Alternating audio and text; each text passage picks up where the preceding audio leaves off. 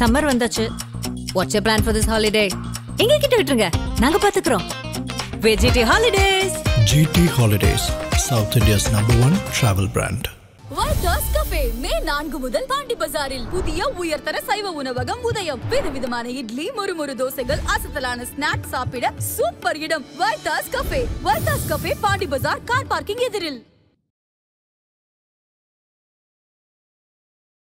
Sir, இப்போ இந்த பெல்காம் இஷ்யூவில் இந்த ரொம்ப இந்த டென்ஷனான ஒரு சுச்சுவேஷன் போயிட்டுருக்கு. இரு நாடுகளுக்கு மத்தியில் போர் சூழல் வருமா அப்படிங்கிற அளவுக்கு போயிட்டுருக்கு. இப்போ நடந்திருக்கக்கூடிய டெவலப்மெண்ட்ஸை வச்சு பார்க்கும்போது அடுத்து என்ன நடக்கும் அப்படின்னு நீங்கள் நினைக்கிறீங்க சார்? இந்தியாவினுடைய இறையாண்மையை வீழ்த்துவதற்காக செய்ததுதான் பாகிஸ்தான் செய்திருக்கிறது. ஆகவே இந்த முறை நாம் எடுக்கும் ஒவ்வொரு முடிவும் அது இறுதியான முடிவாக இருக்க வேண்டும் என்பதில் எனக்கு எந்த விதமான ஐயமும் இல்லை. அதே போல மனநிலையில்தான் இன்று நமது இந்திய அரசாங்கமும் பாரத பிரதமர் மோடி அவர்களும் இருக்கிறார்கள். பாகிஸ்தானில் கிட்டத்தட்ட 130 அணு ஆயுதங்கள் இருக்குது. இந்த அணு ஆயுதங்கள் எல்லாமே நாங்கள் ஹிந்துஸ்தானுக்காக தான் தயார் பண்ணி வச்சுருக்கிறோம். ஸோ அந்த மாதிரி நீங்கள் இண்டஸ் வேலியில் இந்த தண்ணீரை நிறுத்துவதோ இல்லை வேறு நடவடிக்கை எடுத்தீங்க அப்படின்னா அதை நாங்கள் பார்த்துட்டு இருக்க மாட்டோம். பாகிஸ்தானுடைய chief of the army staff, பாகிஸ்தானுடைய பிரதமர் அனைவருக்குமே பயம் வந்துவிட்டது. நிறைய பேர் இன்னொன்று சொல்கிறது அப்படிங்கிறது ஒரு இம்மீடியட் ஸ்ட்ரைக் நடந்திருக்கணும் இந்திய தரப்புலேருந்து. ஆனால் அது நடக்காததுக்கு என்ன காரணம்னு தெரியல அப்படின்னு சொல்லிட்டு ஒரு கிரிட்டிக்கலான வியூவையும் கவர்மெண்ட்டை நோக்கி செலுத்துகிறாங்க. ஆல்ரெடி பக்சி அவர்கள் சொல்லுவதை போலெல்லாம் எந்த ஒரு அரசாங்கமும் எந்த ஒரு ஆர்மியும் உடனே எடுத்தேன் கவிழ்த்தேன் என்று நாம் எந்த ஒரு வேலையுமே செய்ய முடியாது. ஆர்மியை ப்ரிப்பேர் செய்வதற்கே ஒரு சில வாரங்கள் தேவைப்படுகிறது.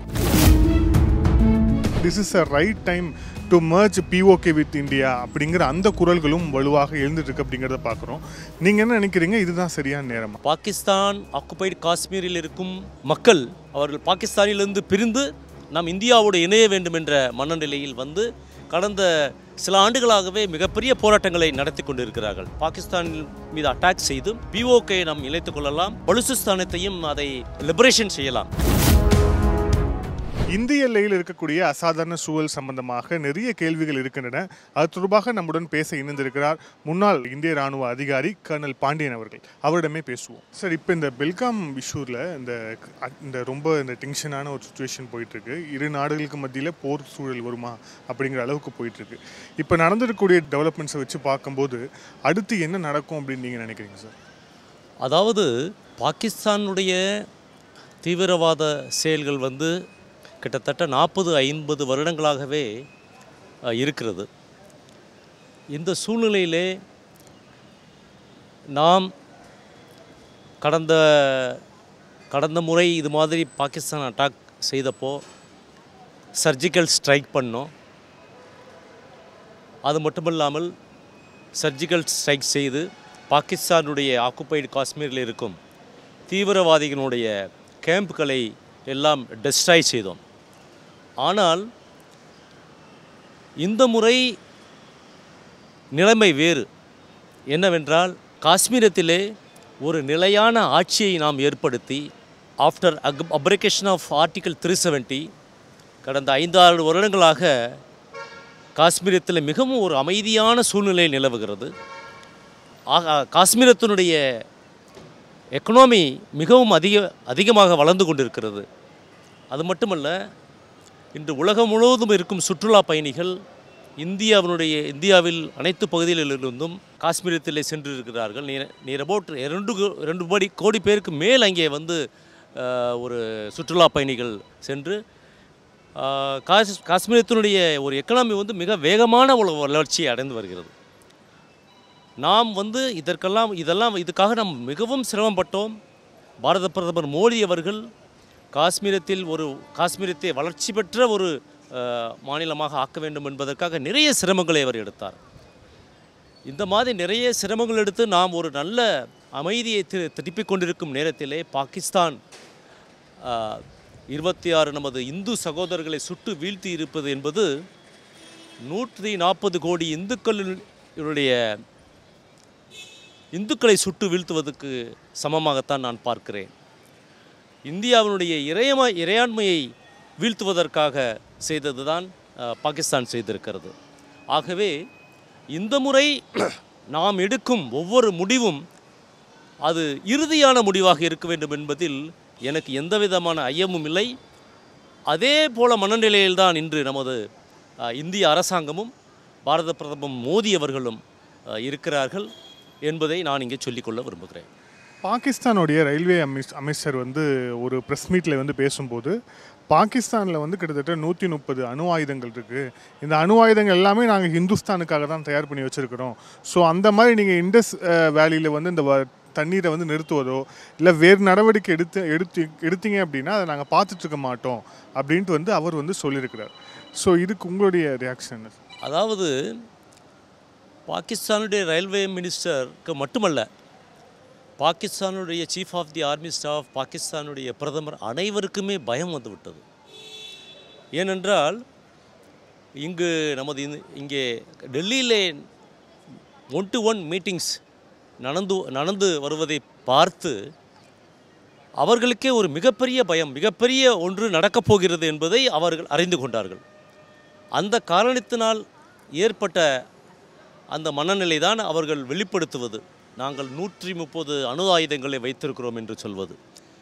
அவர்கள் எத்தனை அணு ஆயுதங்களை வைத்திருந்தாலும் அதற்கு 3-4 மடங்காக நம்மிடத்திலும் அணு ஆயுதங்கள் இருக்கின்றன. ஆகவே அவர்கள் பயத்தில் உளறுவதை நாம் ஒரு பொருட்டாகவே எடுத்துக்கொள்ள தேவையில்லை என்பதைத்தான் நான் சொல்லுவேன். ஒரு சில இராணுவ அதிகாரிகள் குறிப்பாக வந்து பக்ஷியில் ஆகட்டும் நிறைய பேர் வந்து இன்னொன்று சொல்கிறது அப்படிங்கிறது ஒரு இம்மீடியட் ஸ்ட்ரைக் வந்து நடந்திருக்கணும் இந்திய தரப்புலேருந்து. ஆனால் அது வந்து நடக்காதுக்கு என்ன காரணம்னு தெரியல அப்படின்னு சொல்லிட்டு ஒரு கிரிட்டிக்கலான வியூவையும் கவர்மெண்ட்டை நோக்கி செலுத்துகிறாங்க. ஆல்ரெடி பக்சி அவர்கள் சொல்லுவதைப் போலெல்லாம் எந்த ஒரு அரசாங்கமும் எந்த ஒரு ஆர்மியும் உடனே எடுத்தேன் கவிழ்த்தேன் என்று நாம் எந்த ஒரு வேலையுமே செய்ய முடியாது.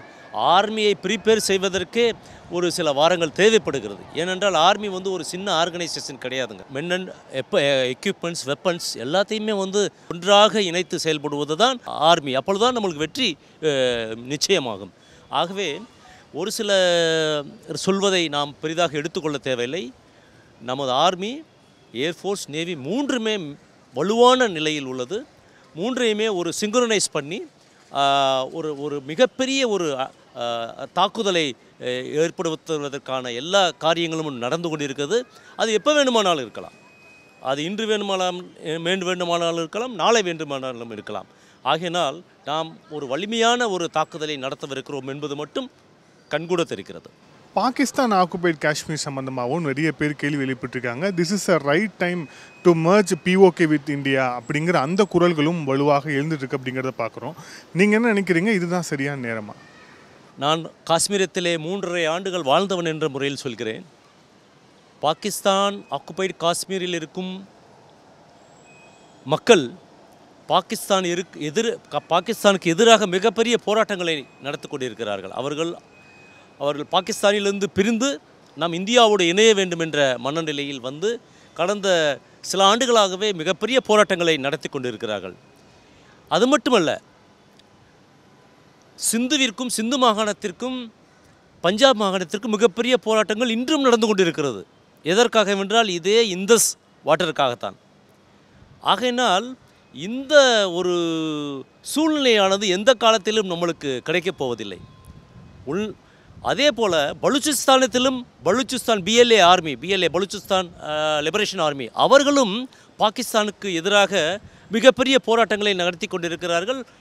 இராணுவ வீரர்களை கூட அவர்கள் கொன்று குவித்து கொண்டிருக்கிறார்கள்.